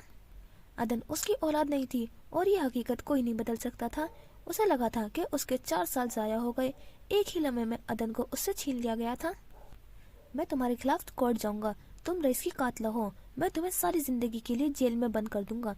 वो अदन को नहीं खो सकता था। अदन को अपने पास रखने के लिए उसे अशमल से छुटकारा चाहिए था। चलो मान लिया कि तुम मुझे जेल करवा दोगे, मगर एक बात याद रखना, इस तरह करने से अदन तुम्हारे पास भी नहीं रहेगा। मैं भी कोर्ट जाऊंगी और तुम पर अपने बेटे की अगवा का केस करूंगी। उसने धमकी दी थी। दोनों ही अदन को छोड़ने पर तैयार नहीं थे। अदन कोर्ट की कस्टडी में चला जाएगा। न वो तुम्हें मिलेगा और न मुझे। उसने शामिर को आगाह किया। इस वक्त हम जिस उलझन में हैं, वहाँ पर अगर हम जीतेंगे तो साथ जीतेंगे और अगर हम हारेंगे तो साथ हारेंगे। मैं जानती हूँ कि हम दोनों मोहब्बत तो क्या एक दूसरे को देखने भी पसंद नहीं करते, लेकिन इस वक्त हमें एक दूसरे की ज़रूरत है। वो इस सब से पहली बार आराम से बोली थी। तुम क्या चाहती हो? वो जानता था कि वो जैसी भी थी, लेकिन वो अदन की माँ थी। वो माँ बेटे को जुदा नहीं कर सकता था। निकाह कर लो मुझसे, हम मिलकर अदन को पाल सकते हैं। अदन वो वाहिद इंसान था जो उन्हें आपस में जोड़ कर रखने वाला था। उसके लिए उन दोनों की जान भी हाजिर थी और वो दोनों खामोश हो गए थे, और हमारे यहाँ खामोशी को हाँ समझा जाता है। लॉन में 7-8 सोफे लगे हुए थे। पूरा घर लाइट से सजाया गया था। सामने स्टेज खाली पड़ा था। अभी तक दूल्हा दुल्हन नहीं आए थे। शामिर किधर है? दूर से आती बीनिस ने जिया से सवाल किया। पता नहीं, ना अशमल फोन उठा रही है और ना शामिर भाई। वो कब से दोनों को कॉल मिला रही थी। सब मेहमान आ चुके थे, मगर दूल्हा दुल्हन का कुछ पता नहीं था। चलो थोड़ी देर बाद कोशिश करना, अभी मेरे साथ चलो, सब रिश्तेदारों से मिलो। बेनिस ने उसे अपने साथ चलने का बोला। जिया मुंह बनाती हुई उनके साथ चलती। वो अपने रिश्तेदारों से कम मिलती थी। जिया बेनिस के साथ सोफे पर आकर बैठी। सामने 3 औरतें बैठी थी जो कि इर्द गिर्द देख कर सबको बुराइयां कर रही थी। अरे जिया, तुम्हारा शौहर किधर है? एक औरत ने सवाल किया। वो दुबई होते हैं आजकल, उसने तहम्मुल से जवाब दिया। वैसे ध्यान रखना, ये ना हो तुम्हारी बाप की तरह वो भी बाहर ही शादी कर ले और फिर कभी वापस ही ना आए, औरत ने बड़ा हमदर्द बनते हुए बोला था। बेनिश की सारी मुस्कुराहट गायब हो गई थी। चेहरे पर उदासी छा गई थी, जबकि जिया के तन बदन में आग लग गई थी। अरे मैंने सुना है तुम्हें कैंसर हो गया है। दूसरी औरत ने जिया को देखकर फिक्रमंदी से बोला। देखो तो सही, बेचारी के आधे बाल भी गिर गए हैं। कितने घने बाल थे तुम्हारे। वह अफसोस कर रही थी, लेकिन ये अफसोस नहीं, तंज था। उनकी ये बातें जिया को तकलीफ के सिवा कुछ नहीं दे रही थी। रंग भी पीला जर्द हो गया है और कितनी कमजोर हो गई है। तबसरे पर तबसरे हो रहे थे।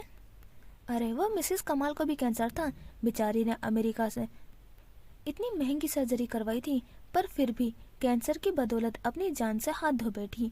जिया की आंखें नम हुई थी। क्या वो भी मर जाएगी? इस बेचारे की उम्र ही क्या है, अल्लाह रहम करे। जिया फिर से मनफी सोचने लगी थी।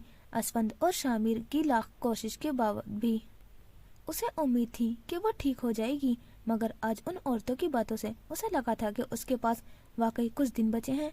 वो अपनी जगह से उठ खड़ी हुई थी और अंदर की तरफ भागी। दूसरी तरफ शामिर अशमल के साथ घर में दाखिल हुआ था। वो दोनों जबरदस्ती का मुस्कुरा रहे थे। अदन उन दोनों को देखकर उनकी तरफ भागा। उसने झट से अशमल को गले लगा लिया था। शामिर ने ये महसूस किया था, ना जाने क्यों, मगर उसके दिल में एक खालीपन उतरा था। अब तक वो उसका बेटा था, मगर अब वो अशमल का बेटा था। वो अदन के लिए गैर था।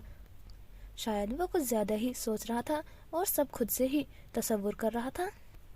अदन ने अशमल और शामिर का हाथ एक साथ पकड़ा, फिर उन्हें आगे की तरफ लेकर जाने लगा। वो तीनों स्टेज की तरफ बढ़ रहे थे। इर्द गिर्द के लोग खड़े हो रहे थे। सबकी नजरें उन पर थी। थोड़ी देर बाद वो दोनों स्टेज पर बैठे थे। निकाह के लिए काजी स्टेज पर चढ़ा। जिया ऊपर कमरे में लेटी चारों कतार रो रही थी। उसके आंसू रुकने का नाम ही नहीं ले रहे थे। मेकअप सारा चेहरे पर फैल गया था। नाक लाल हो रही थी। आंखों में खौफ और डर था। वो सब अपनों को छोड़कर नहीं जाना चाहती थी। वो मरना नहीं चाहती थी। वो असफन के साथ जिंदगी गुजारना चाहती थी, लेकिन आज उसे लग रहा था कि वो वाकई चंद दिनों की मर जाएगी। उसने असफन को कॉल मिलाई। वो उसकी सबसे सुनने वाला था।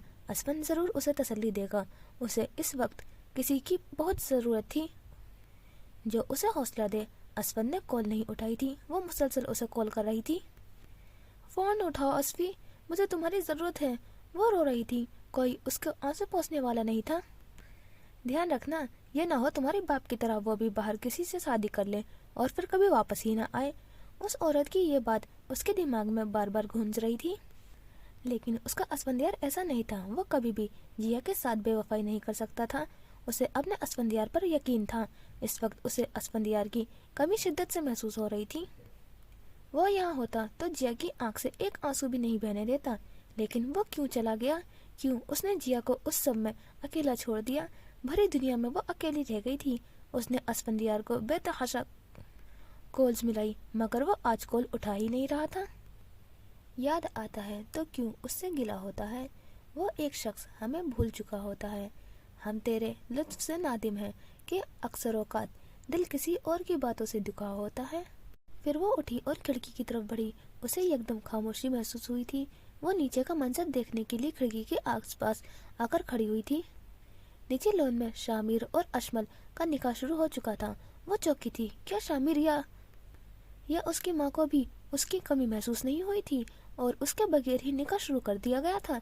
क्या वो किसी के लिए भी अहम नहीं थी?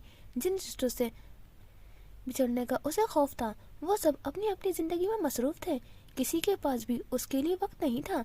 वो खुद को तन्हा महसूस कर रही थी। जिंदगी में हम सब कभी न कभी तो तन्हा रह ही जाते हैं। कोई दूसरा हमारा जहाँ मर्जी तक साथ दे, लेकिन कोई जिंदगी भर साथ नहीं देता। वो वापस पलटी। अगर वो मर भी जाएगी तो किसी को फर्क पड़ेगा? वो इस वक्त हद से ज्यादा मनफी सोच रही थी। उसे कोई मुस्बित सोच या उम्मीद दिखाई नहीं दे रही थी। वो बेड के साथ लगकर रोने लगी। तभी रियो उसके पास आया।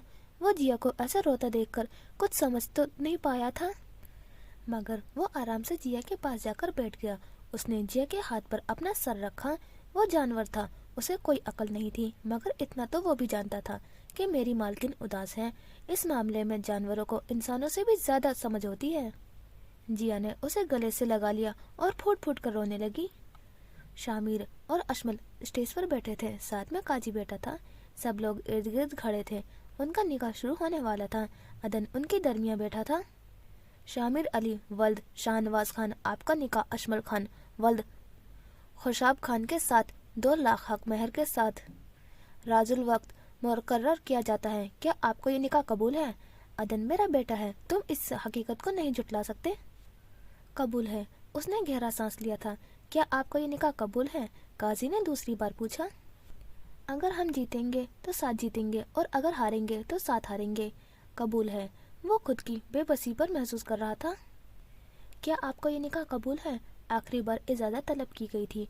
अभी भी वक्त था, वो इनकार कर सकता था। उसने नफी में सर हिलाया, फिर एक नजर अशमल की तरफ देखा। निकाह कर लो मुझसे। कबूल है। वो बिना किसी जज्बात के बोला। अशमल खान वल्द खुशाब खान, आपका निकाह शामिर अली खान वल्द शाहनवाज खान के साथ 2 लाख हक महर के साथ राजुल वक्त मुकर्रर किया जाता है। क्या आपको ये निकाह कबूल है? अब काजी ने अशमल की इजाजत तलब की। मैं तुम्हारे खिलाफ कोर्ट में जाऊंगी। तुम रईस के कातिला हो। कबूल है। वो जानती थी कि वो क्या कर रही थी। मैं अदन को किसी कातिला के हाथों पलने नहीं दूंगा। कबूल है। इस वक्त हमें एक दूसरे की जरूरत है। कबूल है। उसने एक नजर शामिर को देखा। निकाह हो चुका था। वो दोनों जिंदगी के इस सफर में एक दूसरे के हमरा हो गए थे। वो निकाह का फौरन बाद घर से बाहर चला गया था। जो सब आज हुआ था उसने उसकी जिंदगी बदल दी थी। वो काफी देर गहरी सोच में गुम रहा, मगर अब निकाह हो चुका था, अब कुछ नहीं हो सकता था। वो रात के 12 बजे घर वापस आया। पूरे घर में सन्नाटा था। सब मेहमान जा चुके थे। बेनिश अपने कमरे में सो चुकी थी और जिया वो अब तक वहीं अपने कमरे में बैठी रो रही थी। शामिर ने अदन के कमरे का रुख किया। वो जब तक सोने से पहले अदन को देख न ले तो उससे सुकून नहीं मिलता था। उसने कमरे का दरवाजा खोला। सामने बेड पर वो लेटा हुआ था।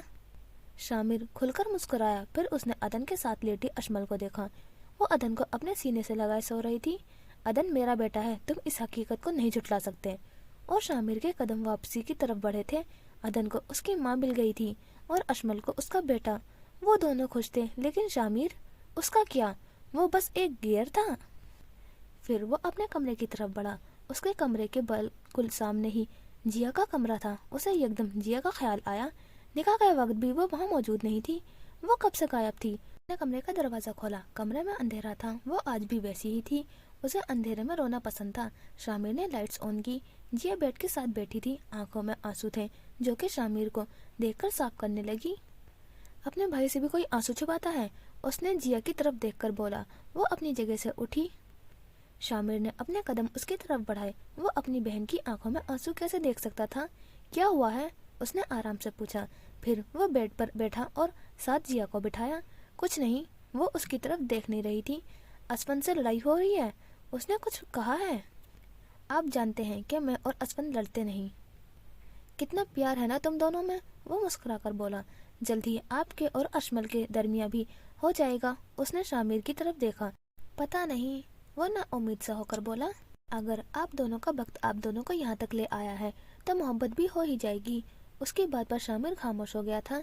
खैर, कुछ दिन में तुम्हारी सर्जरी है। असफन ने अभी अभी पैसे भेजे हैं मुझे, मैंने तुम्हें मना भी किया था कि मैं पैसे नहीं लूँगा।